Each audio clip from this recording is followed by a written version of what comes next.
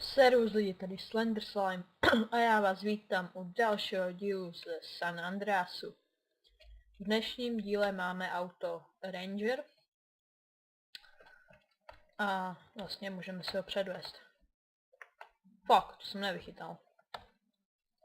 Tak si tu spavnem jiné auto, kterým to podložím. No, dělá nějaké menší auto. Tohleto auto bude v příštím díle. No, nějaké menší autovcu. No třeba.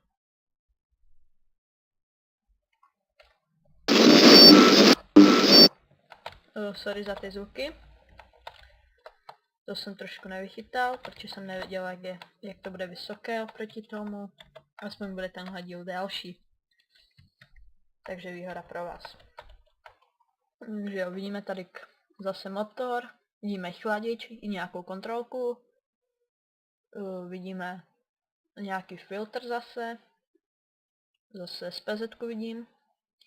A to si myslím, že je tak z motoru všechno. Takže se podíváme do interiéru. Hele, změnil se volant, to je dobré. Budíky vidíme, další budíky, vidíme i rádio a spoustu místa vidíme.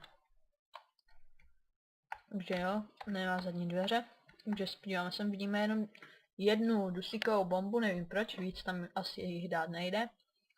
Ale vidíte, kufr na to sexy a velký, takže v něm můžete převážet i motorku. Sám jsem to neskoušel, takže nevím, neberte moji radu vážně. A tady se podíváme do interiéru z druhé strany. Zase budíky. No, co dodat. Takže tohle bylo z dnešního dílu vše. V příštím díle, jak už jsem ukazoval, tak bude mesa a servus.